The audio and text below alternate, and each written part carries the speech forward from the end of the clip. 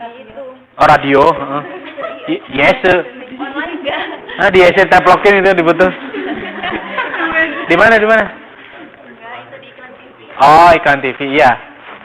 Tapi biasanya kebanyakan untuk lowongan itu di media cetak ya. Cetak, kalau enggak memang juga berdasarkan personal, ada juga reklame gitu ya. Dan seleksinya itu nanti ada proses rekrutmen, terus seleksi tergantung kebutuhan. Biasanya kadang-kadang ada proses awal, proses administratif ya, yang agak sedikit kadang-kadang saya bingung. Kenapa IPK harus dicantumkan? Indeks prestasi kumulatif. Ya, kalau misalkan orangnya nanti ditentukan skill untuk bekerja. Kenapa harus dicantumkan nilai? Kenapa bukan kecakapan? Dia bisa apa gitu, ya kan? Kalau nggak bisa apa-apa, ya udah gitu. Kalau IPK-nya bagus kan bisa belajar. Benerkah, Cenda mah? Oh.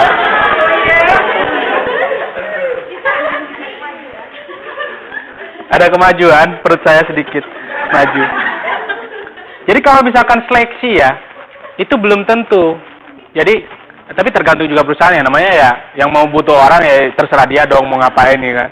Jadi, bagaimana kita memfulfill ataupun memenuhi syarat tersebut, gitu ya, dengan baik. Oke, terus pelatihan dan pengembangan kita skip untuk pelatihan dan pengembangan. Litbang, setelah orientasi, biasanya ada orientasi itu biasanya magang 3 bulan atau 1 bulan atau 2 bulan tergantung dari kebutuhan. Kalau keterima gitu ya. Kalau nggak keterima kan cari lagi kerja kan. Jadi kalau 3 bulan ini training on job training, OJT, ya kan? Iya, on job training. Nah kan, sebelum berangkat sini ada training dulu kan? Ada training, ada yang enggak, tergantung dari kebutuhannya. Training 3 bulan. Bayarnya sama.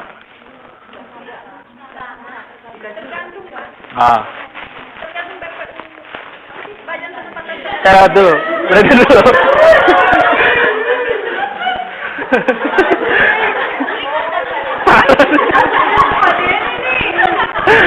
Kacau nih. Direkam.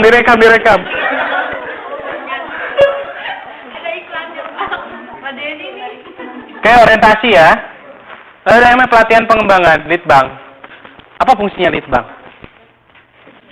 Buat ini Pak, buat supaya pekerjanya itu lebih Berkembang. Apa badannya apa? Meneliti, mengembangkan. Jadi cara-cara tertentu nanti apa yang paling tepat buat orang tersebut supaya lebih dikembangkan apanya gitu kan. Ya skillnya, benar tuh.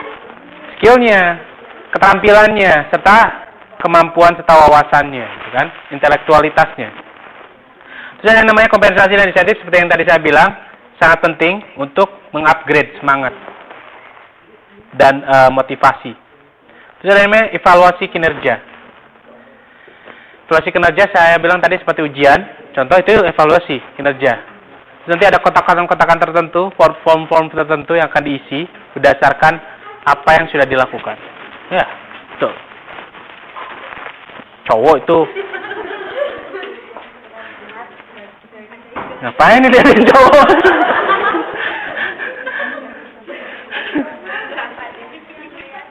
Enggak.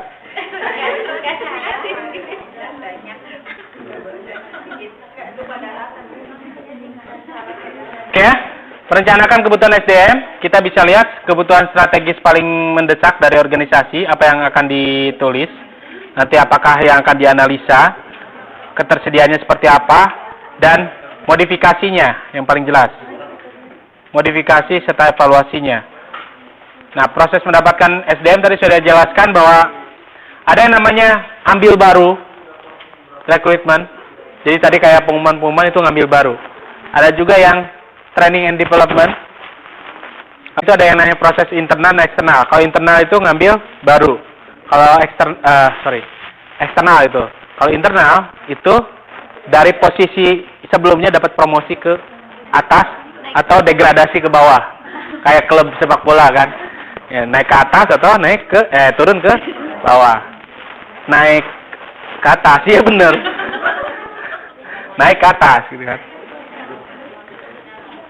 Ya, masuk ya ke dalam bener. Nggak ada yang masuk keluar. Training dan development, pelatihan dan pengembangan. Nah, ada OJT tadi yang organisasi karyawan baru, terus juga program secara perkuliahan, classroom training. Ini kita masuk juga ke classroom, tapi classroom teaching. Ya, classroom. Ini gede banget ya classroomnya. Ada video teleconferencing. Wizik boleh lah. Video interaktif. Oh enggak, video interaktif kalau misalkan teman-teman lagi ngobrol di Skype, lagi liatin dong cam-camannya gitu kan. Itu kan pakai Skype. Pelatihan berdasarkan kelompok, focus group discussion, training. Itu biasanya kayak outbound. Tahu outbound ya? Outbound. Kelompok bagaimana menciptakan solidaritas dengan games-games di alam. Ada yang bikin kemarin tuh kayak outbound sebenarnya, cuma outboundnya indoor gitu. Misalkan ya inbound. Ada game-game. Kalau di tempat saya dulu itu biasanya harus menyeberangi danau, disediakan misalkan ada satu ember plastik, terus juga beberapa ya banyak lah pokoknya. Jadi dengan 4 orang itu dan beberapa barang harus menyeberang. Bagaimana nanti dianalisa tingkat ininya, tingkat keberhasilannya. Jadi ada performance evaluation, ada written essay. Jadi setiap pegawai akan menuliskan apa yang mereka tulis. Apa yang mereka rasakan. Nah, saya juga nanti di akhir perkuliahan akan menugaskan Anda. Bukan tugas, curhat. Nah, sama ya. Update status nggak merasa capek. Setengah jam sekali lagi. sampai inbox saya penuh semua. Aduh, apalagi kalau yang lagi patah hati, aduh.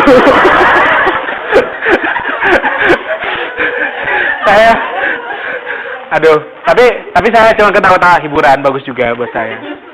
Jadi setidaknya Anda pun mengalami proses remaja gitu. Remaja galau. Remaja galau ya.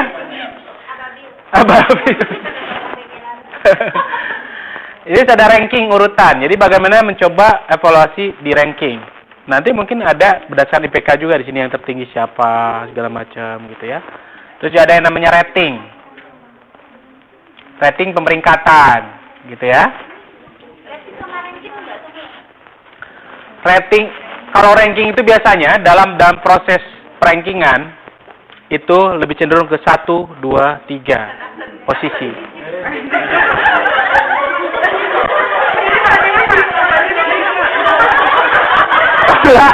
Kalau enggak saya fotoin aja dulu ya. Foto aja biar ngajar dulu. Oh enggak. Bercanda, saya suka bercanda. Biar nggak ngantuk. Emangnya saya standing komedi apa? Galau itu God always listening and understanding. Ya. Meoling Chen. Oke ya. Rating tadi ya, tuh sampai lupa. Ranking itu berdasarkan prioritas urutan saja. Tapi kalau rating itu ada nilai. Ya, nilainya itu berapa gitu. Rating misalkan bintang 2, bintang 1, bintang 3. Makanya ada rating film itu ada 5 star, 5 star, 7 star. Nah, itu banyak sekali. Ini contohnya. Buyar.